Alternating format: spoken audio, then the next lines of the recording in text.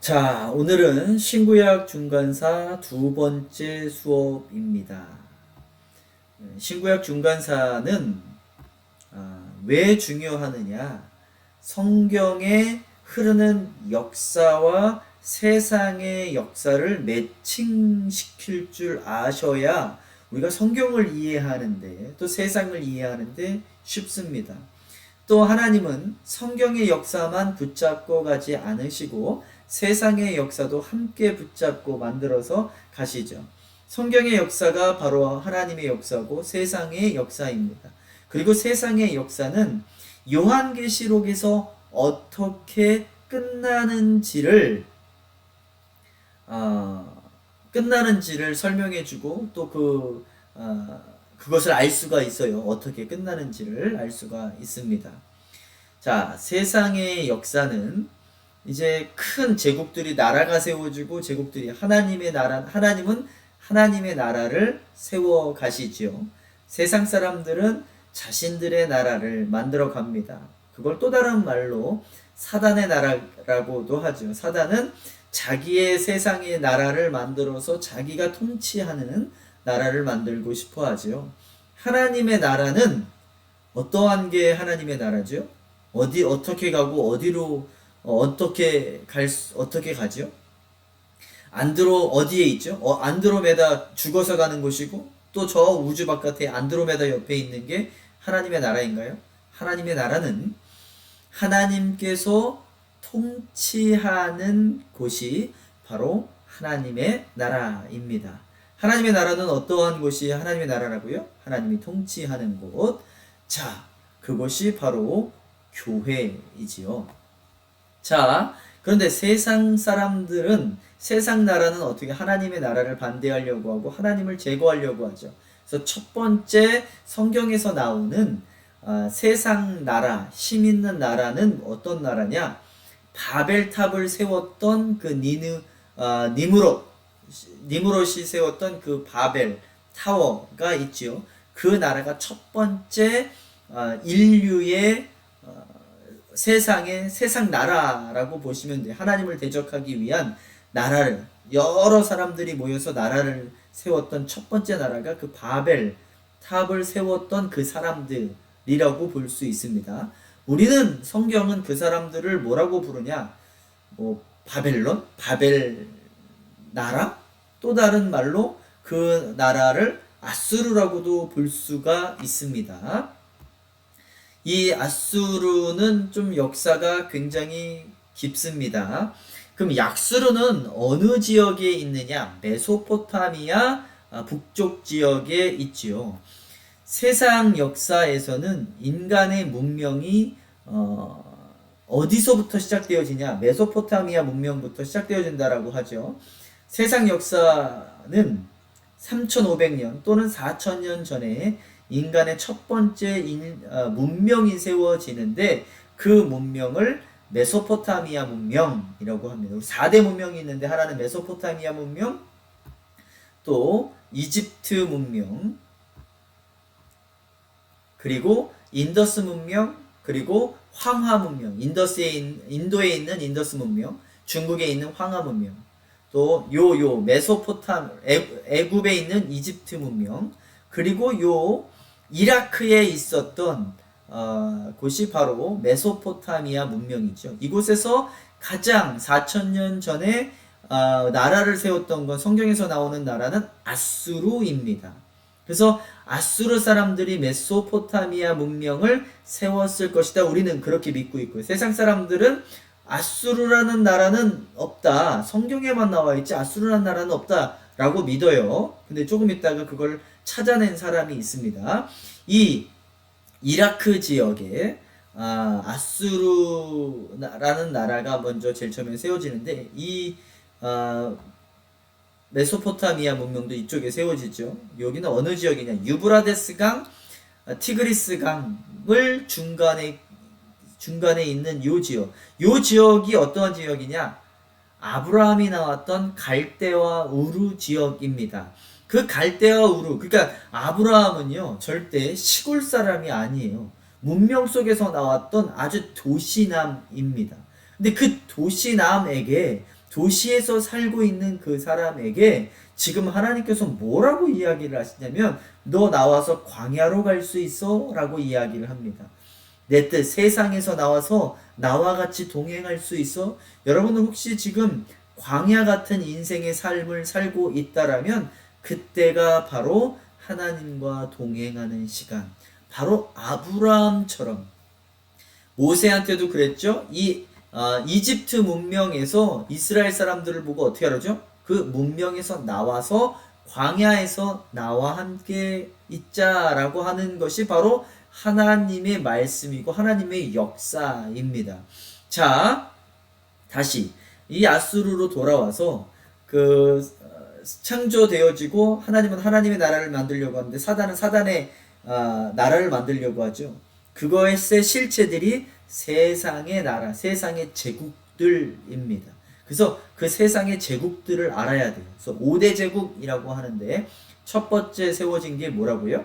바벨, 니무롯이 요 지역에 니느웨 이쪽 지역에 세웠던 바벨탑, 그 나라를 뭐 어떤 나라라고 불러야 될지 모르는데 초기 아수르라고도 봐야 되고요. 근데 그 나라가 무너지고 이제 아브라함 때부터 또다시 세워지는 게 이제 아수르입니다. 이 아수르라는 사람은 어느 아들이지요? 노아의 세 아들 야벳과 함과 셈이 있는데 셋째 아들 셈의 둘째 아들이 아수르입니다. 셋째 아들이 아르박사신데 바로 아브라함을 낳았던 아브라함의 조상이었던 사람이 바로 아르박산 셈의 후손입니다. 자, 이 아수르라는 사람이 그 나라를 세우는데 이제 초기 아수르가 바로 그 니무롯이라고 볼 수 있지요. 니무롯이 바벨탑을 세웠던 그 나라를 초기 아수르라고 볼 수 있는 창조 때부터 노아 때까지 있었던 사람을 초기 아수르라고 볼 수 있고요.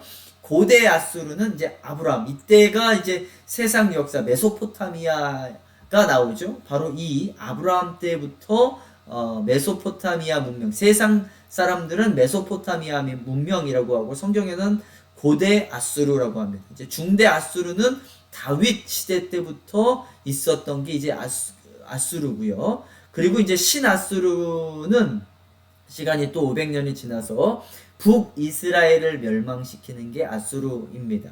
그러니까 하나님은 하나님의 나라를 세워가는데 세상은 사람들이 모아져서 그냥 부족국가로 있는 것이 아니라 큰 나라, 제국으로 만들어서 하나님의 나라를 멸망시키고 이스라엘을 멸망시키려고 했던 그 나라들이 바로 아수르입니다. 근데 하나님은 그러면 아수르가 북이스라엘을 멸망시켰으면 아니 세상이 이기는 겁니까? 하나님께서 이스라엘을 멸망시키게 내버려 두셨어요.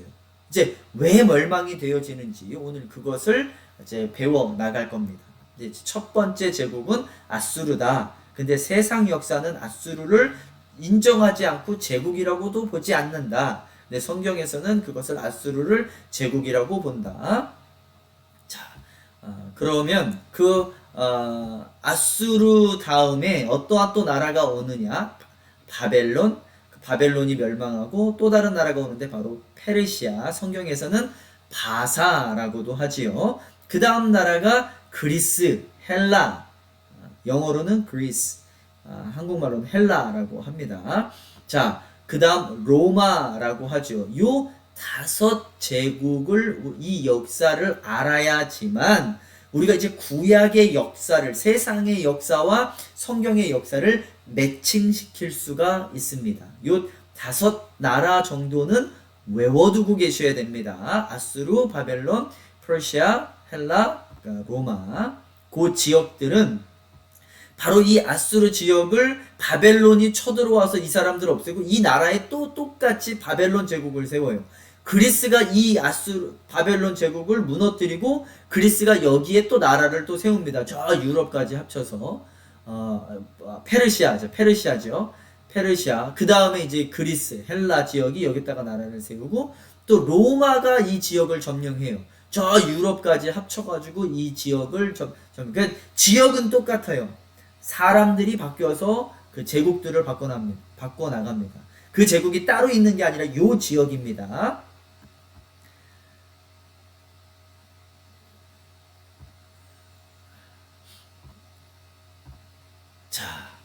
이제 역사적 고증을 한번 봐야 될 텐데요.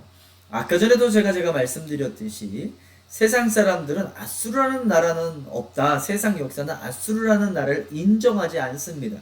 성경에 나오는 역사, 세상 역사에 아수르라는 게 나오는데 영국의 한 고고학자가 어스틴 헨리 레이어드라는 사람이 1849년부터 약 7년간 아수르 수도인 니느웨이에 대한 유적을 발견합니다. 그렇게 발견함으로써 성경 기록이 거짓이 아님을 증명해내요. 도시를 둘러싼 성벽의 길이가 13km 정도가 되고요. 성벽의 높이는 200피트, 60m 이상이 되어지고 성벽의 두께는 마차 3대가 나란히 달릴 수 있을 정도의 넓이, 5개의 성벽과 3개의 외호가 있었던 것을 이렇게 발견해냅니다.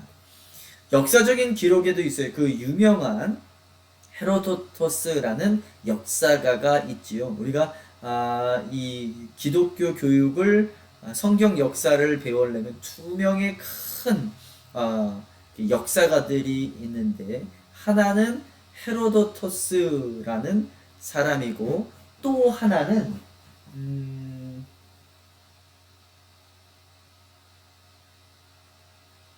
제 뒤에 있는데 못 찾겠네요. 요세푸스라는 역사가가 있습니다. 헤로도토스와 요세푸스는 없어서는 안 될 굉장히 중요한 사람입니다. 근데 이 헤로도토스의 역사에 언급된 아시리아는 520년에 걸쳐 상아시아를 지배했는데 그 지배로부터 벗어나려는 항쟁을 처음 시작한 것은 메디아인이었다. 이 메디아인들이 메소포타미아 문명을 만들었다라고 뭐 보기도 하는데 여하튼간에 그렇습니다. 이제 세상 역사와 성경에서 말하는 세상 역사, 또 세상에서 말하는 세상 역사, 성경의 역사를 이렇게 매칭시켜 나가면 됩니다. 이때 시대 때 있었던 사람, 이 메소포타미아 문명이 또 아수르의 문명이 가장 먼저 시작되어질 때에 있었던 사람이 바로 아브라함이었다. 갈대아 우르 지역이 바로 그 메소포타미아 지역이고 아수르 문명이었다. 거기서 아브라함이 나왔다. 우리한테 주는 의미가 굉장히 큽니다. 하나님께서 그 아브라함에게 그 문명 도시에서 나와서 나와 함께 걷자. 여러분, 우리는 자꾸 문명 속으로 들어가는 것이 아니라 그 문명에 안주하는 것이 아니라 그곳에서 하나님을 계속해서 찾는 자들이 되어져야 됩니다.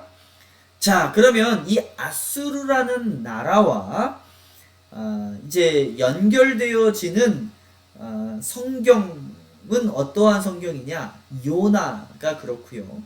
나훔이 그렇고 이사야가 그렇고 아모스, 열왕기하, 역대하가 그렇습니다. 이 아수르가 어느 나라를 멸망시킨다라고 제가 말씀을 드렸죠? 북이스라엘. 나중에 이제 솔로몬 이후로 르호보암과 여로보암이 나눠지죠. 르호보암은 남유다의 왕이 되어지고 여로보암은 북이스라엘의 왕이 되어집니다. 솔로몬의 아들은 르호보암, 남유다의 왕인 르호보암이죠. 이제 북이스라엘이 아수르에 의해서 멸망하는데 언제죠? BC 722년입니다. 예수님이 태어나시기 전 722년 전에 북이스라엘이 멸망합니다. 왜 멸망한다고요? 조금 이따가 말씀드립니다. 자, 이제 아수르 제국이 이렇게 커져요. 엄청 커집니다. 자, 아수르의 수도가 어디냐? 자, 니느웨이입니다. 니느웨이. 어디서 많이 들어봤죠? 니느웨이. 요나가 어디로 복음 전하러 가죠? 이 니느웨이입니다. 다시 말해서 요나가 복음 전하러 갔던 데는 니느웨라고 표현을 해도 되고 또 하나 아수르다. 근데 이 아수르는 어떠한 나라였느냐? 이스라엘을 엄청 핍박했던 나라인데 얼마나 핍박했냐? 나중에 조금 이따가 설명을 드립니다. 두 번째로 큰 지역이 요 갈금 있습니다. 조금 이따가 또 설명해 드립니다. 우리나라에서 가장 큰 지역, 수도는 서울이죠. 두 번째로 큰 지역은 부산이라고 하죠. 굉장히 뭐 극과 극인데 서울에서 부산이 우리나라는 뭐 작기 때문에 하여튼 뭐 서울과 부산 끝과 끝인데 이 아수르도 마찬가지입니다. 가장 큰 지역이 니느웨이, 수도 아수르의 수도가 니느웨이고요. 두 번째로 우리나라의 부산과 같은 갈금이 쓰입니다. 요 조금 있다가 또 한번 설명해 드립니다. 자, 이 아수르란 제가 좀 더 한번 설명을 해드립니다. 아수르란 그러한 사람도 있었고 땅도 있었습니다. 아마도 아수르란 사람이 살았던 그 땅을 아수르라고 불렀을 것이겠죠. 그 당시는 니무롯이 강해서 모든 땅을 점령하고 있었을 겁니다. 가장 강했던 제일 처음 그 바벨탑을 세웠던 그 나라 사람들이 아마 아수르란 지역에서 그 바벨탑을 세웠을 겁니다. 이제 그 후로 아수르가 강해져서 그 땅을 차지했을 것이고요. 이제 그 아수르라는 나라를 누가 제일 처음에 의해서 건설되었냐? 발리트 1세에 의해서 건설되어집니다. 중요한 거는 우리한테 있어서 뭐 중요한 것은 아니지만 그래도 역사적인 사실입니다.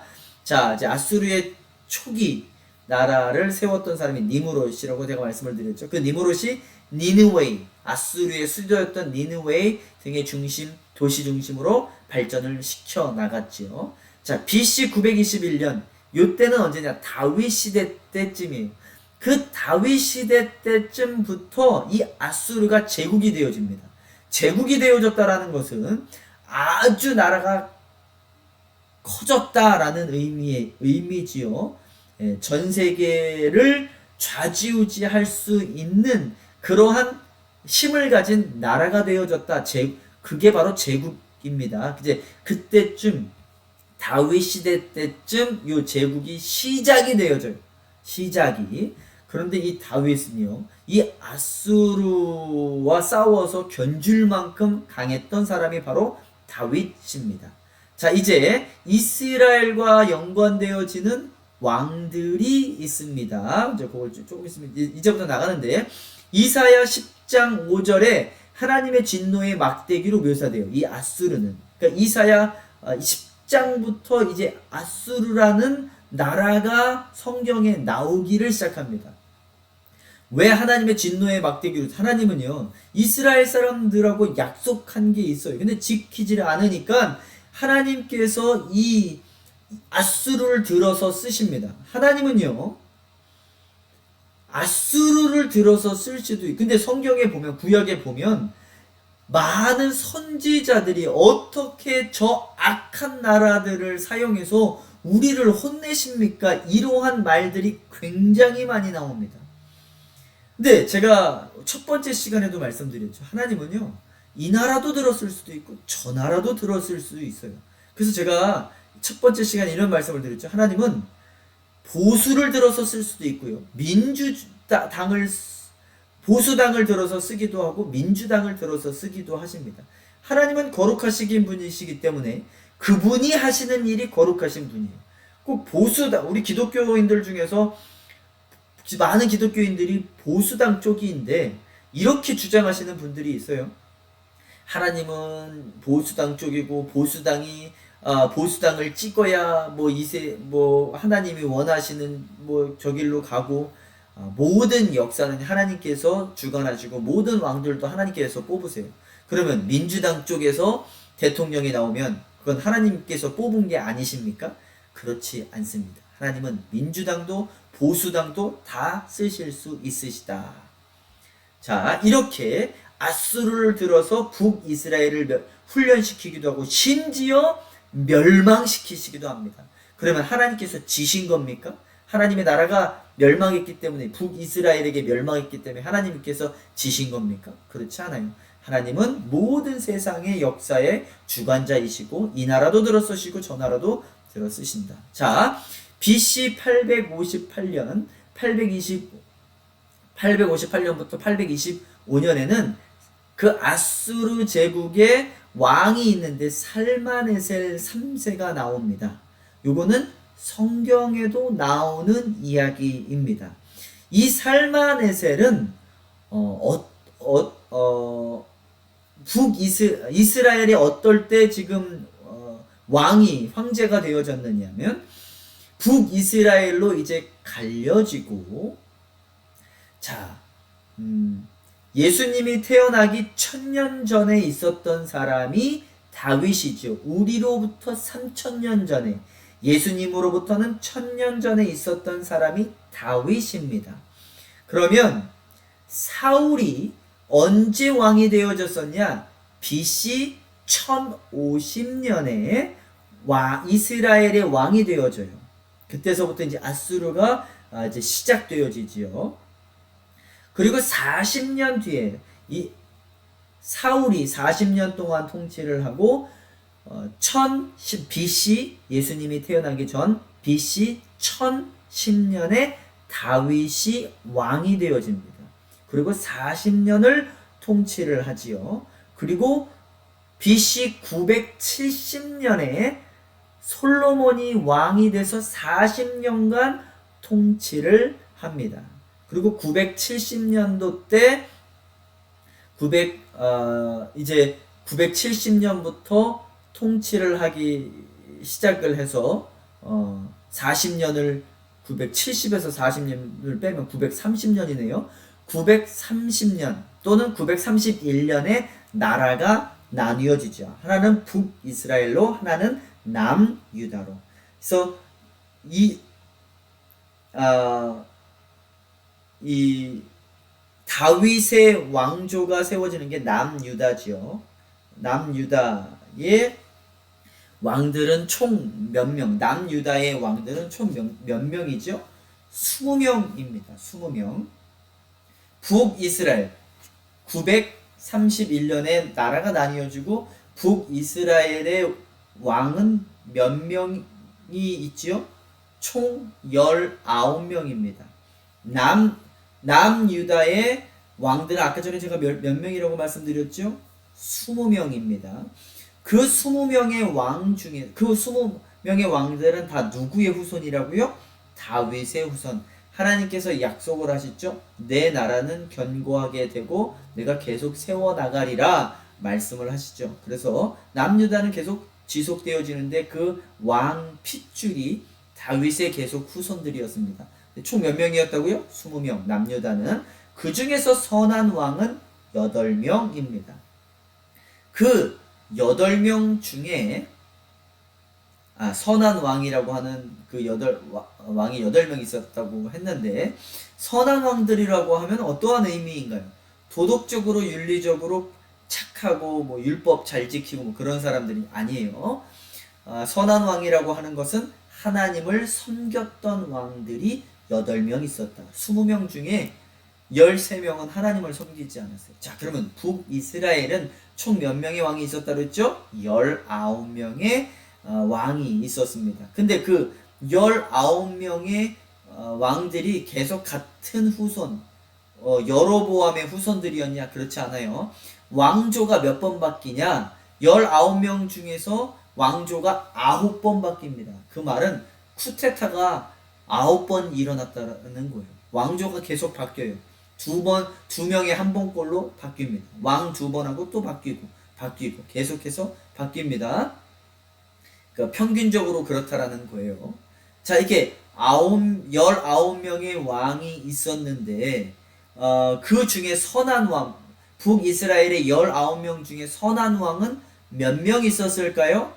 단 한 명도 없었습니다. 그 말은 하나님을 온전히 섬겼던 왕이 단 한 명도 없었다. 그 중에서 가장 악한 왕이라고 불려지는 사람이 북이스라엘의 7번째 왕, 바로 아합 왕입니다. 그 아합 왕 때부터 10대 왕, 11대 왕, 예후 왕까지 있었던 아수르의 왕이 살마네셀 3세예요. 제가 왜 이렇게 힘들게 이 살마네셀 3세를 이야기했냐? 성경을 읽다 보면요, 이 살마네셀 3세가 많이 나옵니다. 여러분들 그것을 알고 계시라고 제가 말씀을 드리는 거예요. 자, 또 중요한 사람은 BC 810년부터 782년에 아닷니나르라는 3세 왕이 나오는데 이 사람이 열왕기하 15장 29절에 나오는 사람입니다. 이 사람은 언제 나오냐? 북이스라엘의 12대 왕 요아스 왕이 왕 때 나왔던 사람이 아닷니나르. 근데 이 요아스 왕이 이 아닷니나르에게 조공을 바쳐요. 우리나라가 중국에 이렇게 조공을 바쳤던 것처럼 이렇게 조공을 바칩니다.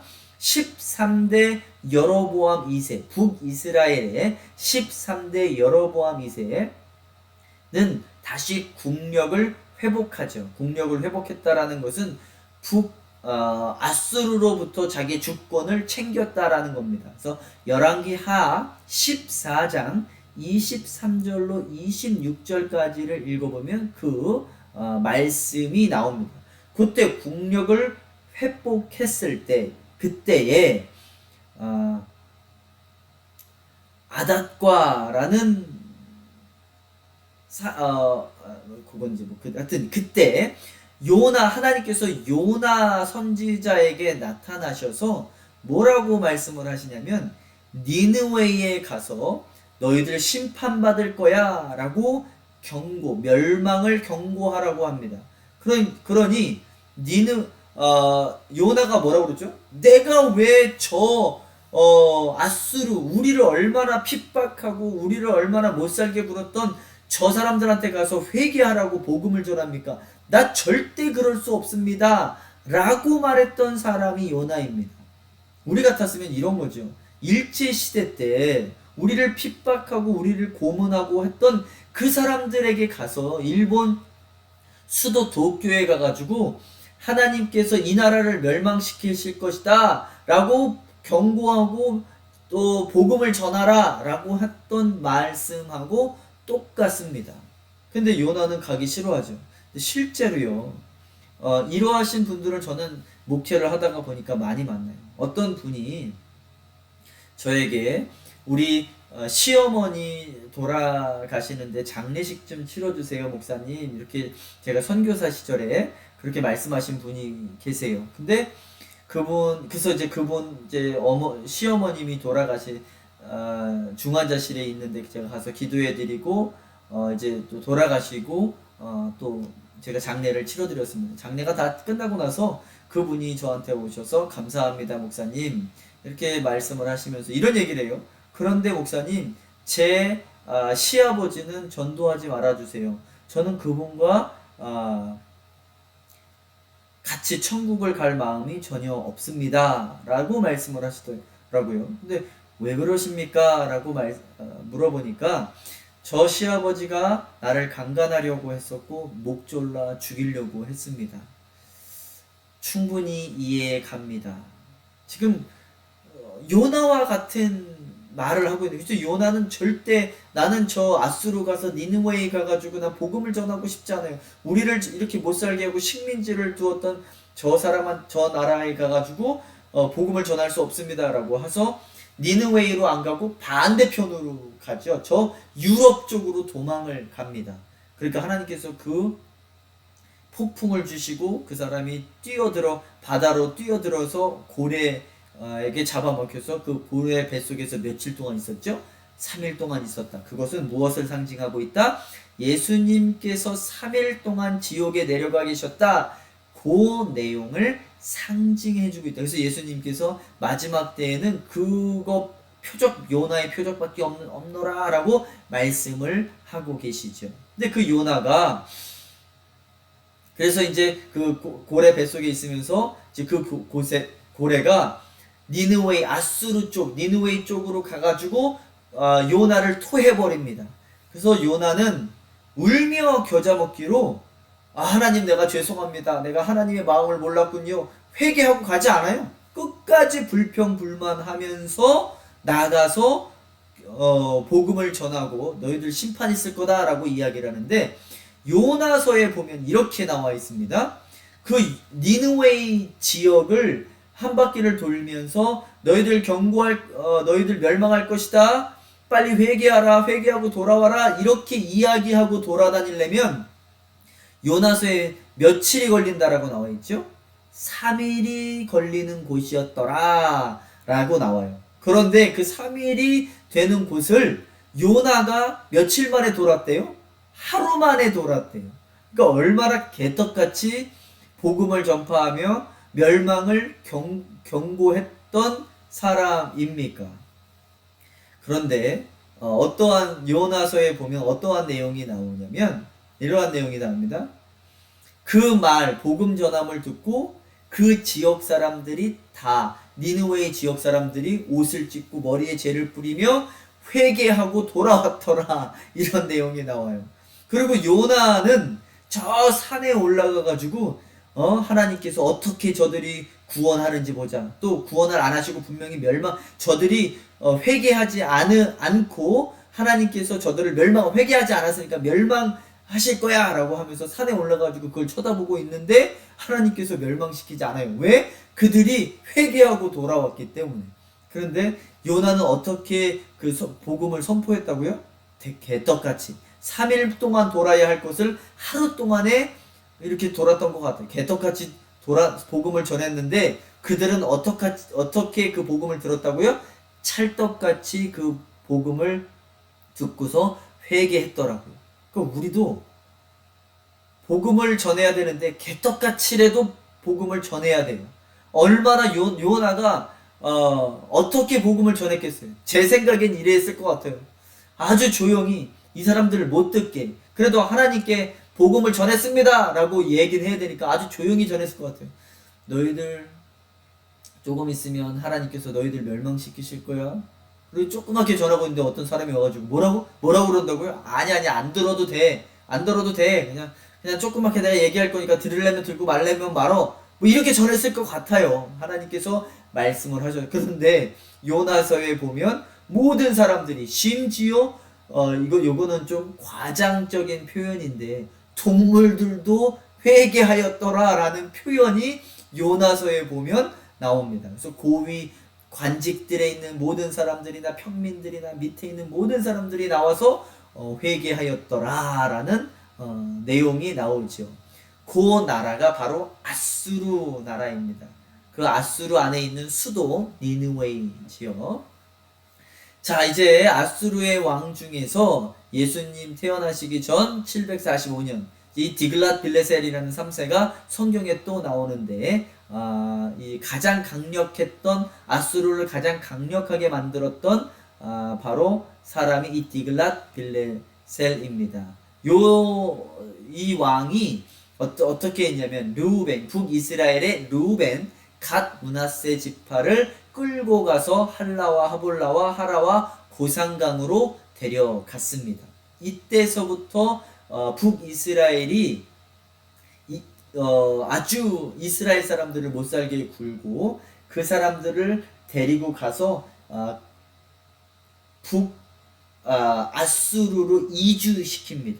그리고 북이스라엘 사람들을 이쪽 북이스라엘 사마리아로 이주시켜요.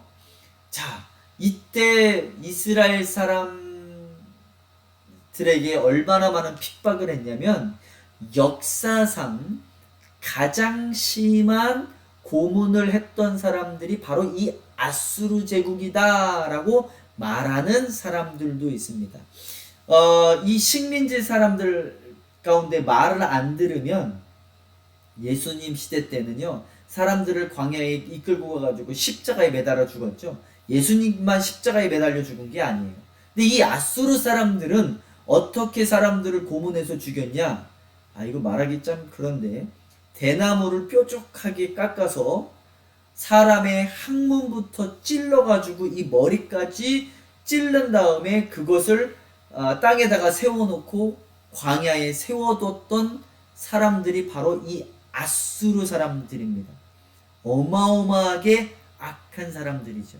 근데 하나님께서는 이 아수르를 들어서 북이스라엘 사람들을 멸망시킵니다. 멸망시키는 이유가 뭐예요? 하나님을 섬기지 않았기 때문에 마지막으로 벌을 주는 거예요. 그 약속도 조금 제가 지난 시간에도 했지만 조금 이따가 또 한번 언급을 하겠습니다. 자, 북이스라엘이 면제 멸망했다고요? 722년. 요 정도는 신학교를 나온 사람들이면 외워두고 있어야 됩니다. BC 722년. 예수님이 태어나기 722년에 누구에 의해서 멸망을 하냐? 살마네셀 5세라는 사람한테, 아수르의 황제 왕 살마네셀 5세가 이 죽기 전에 북이스라엘을 멸망시킵니다. 호세아 왕 때. 근데 멸망을 시킨 후 곧바로 이 살마네셀이 죽어요. 그래서 사르곤 2세가 왕이 되어져요. 그래서 사르곤 역사로 보면 살마네셀 5세가 북이스라엘을 멸망시켰냐, 아니면 사르곤 2세가 북이스라엘을 어떠한 관점에 대해서 보느냐에 따라서 틀립니다. 그러니까는 뭐 외워두실 것까지는 없지만 그래도 알아두면 좋지요. 북이스라엘 살마네셀 5세가 멸망을 다 시켜놓고서 맨 마지막 그러고 나서 죽어요. 그러자마자 사르곤 2세가 왕이 되어져서 그 북이스라엘을 점령을 하게 됩니다. 그때 아수르가 펼치는 정책이 무엇이냐? 북이스라엘 사람들을 데리고 아수르로 이주시키고 아수르 사람들을 북이스라엘의 사마리아 지역에 갖다가 놓습니다. 그러면 사마리아 사람들은 누구랑 결혼을 하겠죠? 북이스라엘 아수르 사람들과 결혼을 하겠지요. 그 사람들을 우리가 뭐라고 부르냐? 사마리아인이라고 해요.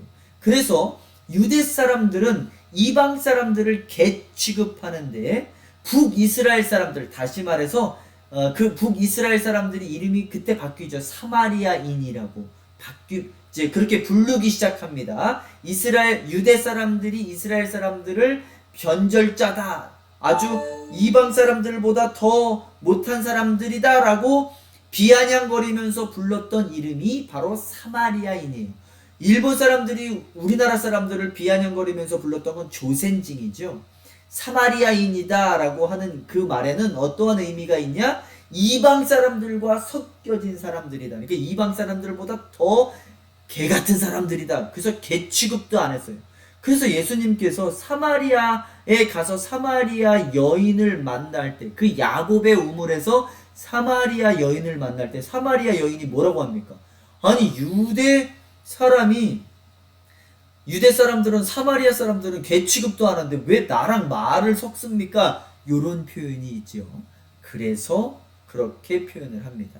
자, 이렇게 북이스라엘 사람들이 722년에 아수르에 의해서 멸망을 당하게 됩니다. 자, 아수르와 이스라엘의 관계는 BC 625년에 아수르 안에 있던 바벨론 느부갓네살 왕 아버지가 느부갓네살 왕 아버지 나보폴라살이 독립을 선하고 아수르의 쿠데타를 일으킵니다. 요게 BC 625. 요거를 외우시려면 BC 625라고 외우시면 돼요. 625 때 바벨론 나라를 세우기 위해서 그 나보폴리살이 아니라 나보폴라살입니다. 나보폴라살이 독립을 선하고 아수르의 쿠데타를 일으켜요. 그리고 결국 이 나보폴라살이 느부갓네살은 바벨론의 첫 번째 왕이 되어지죠. 근데 이 느부갓네살이 아버지의 뜻을 따지, 아버지는 이제 죽게 됩니다. 그래서 이제 이 느부갓네살 왕이 612년에 아수르의 중요 도시 니느웨이를 함락을 시킵니다. 그러면서 이제 바벨론이 세워져요. 이제 아수르는 해가 져가고 바벨론이 세워져 가는데, 자, 아까 전에 제가 말씀드렸듯이 아수르의 수도가 어디라고요? 니느웨이라고요. 근데 이 느부갓네살과 아버지 나보폴라살이 함께 같이 쿠데타를 일으키고 니느웨이를 함락시킵니다. 그리고 나서 우리나라도 끝까지 점령당하지 않았던 지역이 어디죠? 저 끝, 부산이죠. 그 아수르의 부산과 같은 지역은 갈그미스. 아까 전에 제가 말씀드렸던 두 번째 큰 도시, 우리나라의 부산과 같은 곳이 갈그미스라고 말씀을 드렸죠. 근데 이제 그 갈그미스가 아직 함락되어지지 않았어요. 그래서 609년에 갈그미스를 바벨론이 이제 멸망을 시킵니다. 근데 그때 완전히 멸망시켜지지 않아요. 그리고 또 갈그미스를 두 번째 침략을 하는데 그때가 바로 605년입니다. 그때 이제 바벨론에 의해서 아수르는 멸망당합니다. 이제 605년에 이제 아수르는 완전히 역사의 뒤로 자취를 감추게 됩니다. 그러면서 이제 바벨론이라는 나라가 세워지지요. 첫 번째 황제가 누구라고요? 느부갓네살, 그 유명한 느부갓네살입니다. 자, 이제 요게 이제 북이스라엘이고 이게 남유다입니다. 남유다의 수도는 제루살렘, 북이스라엘의 수도는 스메르타, 사마리아입니다. 사마리아와 제루살렘이 좀 가깝죠. 여기 예루살렘에 있는 성이 예루살렘 성. 이 사마리아에 있는 산이 있어요. 그리심 산에 또 성전을 세워놓고서 거기서 이스라엘 사람들은 예배를 드리죠. 그래서 그 사마리아 여자가 아니 당신이 그 메시아라면 우리 조상들이 그렇게 얘기했는데 그 그리심 산 우리 여기서 진짜로 예배 드리는 것이 아니라 당신들 예루살렘 산에서 성에서 진짜 예배를 드릴 수 있다고 하는데 뭐 그런 내용이 나오지요. 바로 이 지역입니다. 자, 이제 갈그미스는 북이스라엘 저 위쪽이 요 지역에 갈그미스라는 곳이 있고요. 요 갈그미스가 굉장히 중요한 것이 갈그미스 1차 전쟁이 있었고 2차 전쟁이 있죠. 아수르가 이쪽으로 다 밀려요. 원래 아수르는 수도가 저 오른쪽 저기에 니느웨이라고 했죠. 이제 왼쪽 끝으로 이제 다 이제 도만 피난을 갑니다. 이제 여기서 이제 마지막 전쟁을 1차 전쟁, 2차 전쟁을 하는데 여기가 중요한 것이 이제 애굽이 아수르를 도와서 바벨론을 쳐서 무너뜨리기 위해서 도와주러 갑니다. 근데 도와주러 가기 전에 무깃도에서 전쟁을 또 벌여요. 애굽 왕 느고가 전쟁을 벌이는데 어느 나라 왕과 전쟁을 벌이냐면 남유다의 요시야 왕이 느고를 못 가게 이집트 왕을 못 가게 만들어요. 이 사람들이 하도 이 이스라엘 사람들을 이집트 사람들이 예루살렘 사람들 남유다를 못 살게 굴었기 때문에 그냥 가가지고 막고서 못 가게 만듭니다. 그랬다가 요시야가 죽어버려요. 16대 왕 요시야가 죽어서 올라가서 갈그미스에서 아수르를 도와서 바벨론이랑 싸우지만 하여튼 그 패하게 됩니다.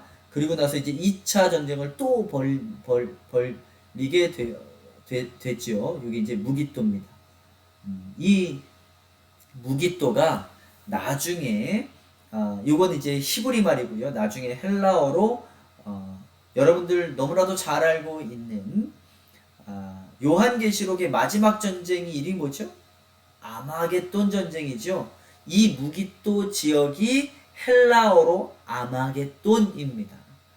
그래서 만약에 마지막 아마겟돈 전쟁이 일어나면 문자 그대로 그 아마겟돈이 일어난다라면 만약에 그렇게 해서 일어난다면 여기서 일어나겠죠. 네, 근데 이제 그거는 이제 상징적일 수도 있고 또는 문자적일 수도 있기도 합니다. 자, 그렇게 나온 성경에서 아수르에 대해서 나오는 그러한 성경책을 한번 찾아보겠습니다. 어떠한 말들이 나오는지. 나훔 2장 8절에서 13절에 뭐라고 나오냐? 8절을 보면 니느웨이는 예로부터 물이 모인 못 갔더니 이제 모두 도망하니 서라 서라 하나 돌아보는 자가 없도다. 은을 노력하고 금을 노력하라.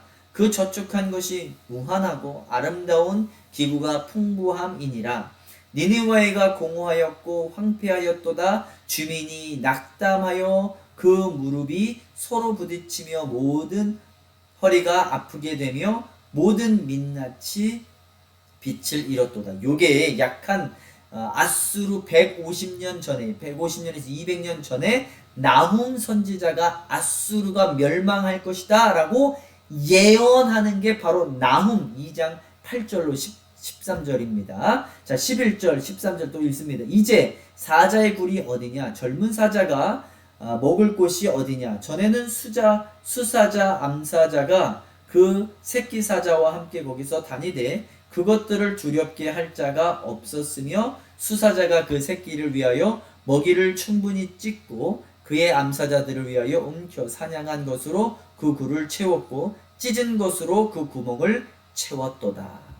자, 13절입니다. 만군의 여호와의 말씀에 내가 내 대적이 되어 내 병거들을 불살라 연기가 되게 하고 내 젊은 사자들을 칼로 멸할 것이며 내가 또 내 노력한 것을 땅에서 끊으리니 내 파견자의 목소리가 다시는 들리지 아니하리라 하셨느니라. 이렇게 200년 전에 아수르가 멸망할 것을 이미 하나님은 예언해 놓고 계셨다.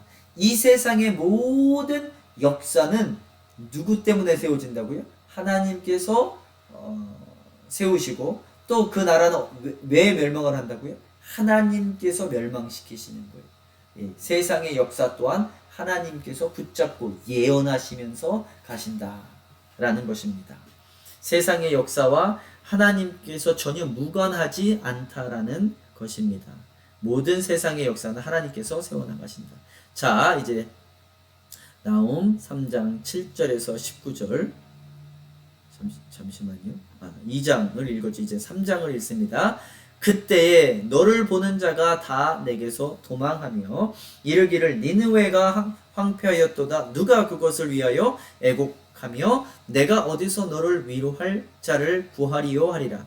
내가 어찌 노아몬보다 낫겠느냐. 그는 강들 사이에 있으므로 물이 둘렸으니 바다가 성로가 되었고 바다가 방어벽이 되었으며 구스와 애굽은 그의 힘이 강하여 끝이 없었고 붓과 루빔이 그를 돕는 자가 되었느니라. 자, 이게 아수르 멸망을 이제 성취해 나가는 것입니다. 그가 포로가 되어 사로잡혀갔고 그의 어린 아이들은 길 모퉁이에 베어침을 당하여 부서졌으며 그의 존귀한 자들은 제비 뽑혀 나위였고 그의 모든 권세의 자들은 사슬에 결박되었느니 너도 술에 취하여 숨으리라. 너도 원수들 때문에 피난처를 찾으리라. 내 모든 산성은 무화과 나무에 처음 익은 열매가 흔들기만 하면 먹는 자의 입에 떨어짐과 같으리라. 또 말씀드리지만 나홈은 아수르를 멸망시키겠다 예언하시고 이렇게 예언하신 게 성취되어질 것이다. 그 다음 장에서 성취되어진 게 아니라 이렇게 성취되어질 것이다. 그 멸망이 이렇게 성취되어질 것이다. 또 한번 설명해주고 있는 겁니다. 자, 13절 내 가운데 장정들은 여인 같고 내 땅의 성문들은 내 원수 앞에 넓게 열리고 빗장들은 불에 타도다. 너는 물을 길어 에워싸일 것을 대비하며 너의 산성들을 견고하게 하며 진흙에 들어가서 흙을 밟아 벽돌 가마를 수리하라. 거기서 불이 너를 삼키며 칼이 너를 베기를 느치가 먹는 것 같이 하리라. 내가 느치같이 스스로 많게 할지어다. 내가 메뚜기같이 스스로 많게 할지어다. 내가 내 상인을 하늘의 별들보다 많게 하였으나 느치가 날개를 펴서 날아감과 같고 내 방백은 메뚜기 같고 너의 장수들은 큰 메뚜기. 때가 추운 날에는 울타리에 깃들였다가 해가 뜨면 날아감과 같으니 그 있는 곳을 알 수 없도다. 아수르 왕이여 내 목자가 자고 내 귀족은 누워 쉬며 내 백성은 산들에서 흩어지나 그들을 모을 사람이 없도다. 내 상처는 고칠 수 없고 내 부상은 중하도다. 내 소식을 듣는 자가 다 너를 보고 손뼉을 치나니 이는 그들이 항상 내게 행패를 당하였음이니라. 씀이 아니더냐 하시더라. 여호와가 북쪽을 향하여 손을 펴서 아수르를 멸하며 니느웨를 황폐하게 하여 사막같이 메마르게 하리니 각종 짐승이 그 가운데 때로 누울 것이며 당아와 고슴도치가 그 기둥 꼭대기에 깃들이고 그것들이 창에서 울 것이며 문턱이 적막하리라. 백향목으로 지은 것이 벗겨졌음이니라. 이는 기쁜 성이라 염려 없이 거주하며 마음속에 이르기를 오직 나만 있고 나 외에는 다른 이가 없다 하더니 어찌 이와 같이 황폐하여 들짐승이 엎드릴 곳이 되었는고. 지나가는 자마다 비웃으며 손을 흔들리로다. 지금 스바냐에서도 또 아수르를 멸망을 예언하고 있습니다. 그러면 이 세상은 어떻게 멸망할까요? 그것이 바로 요한계시록에 나와 있죠.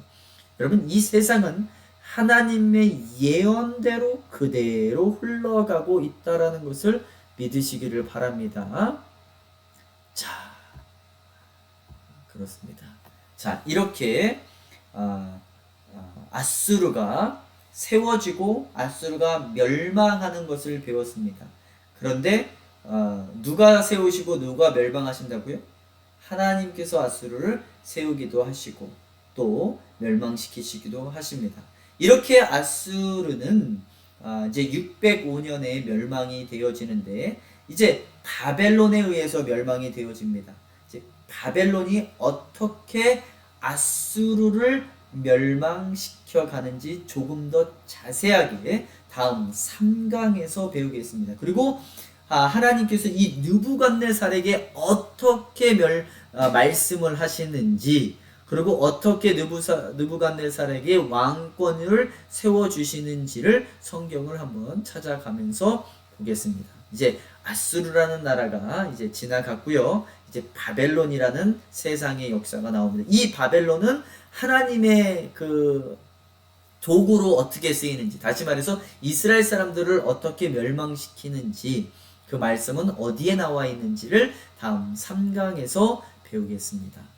오늘 수고하셨습니다.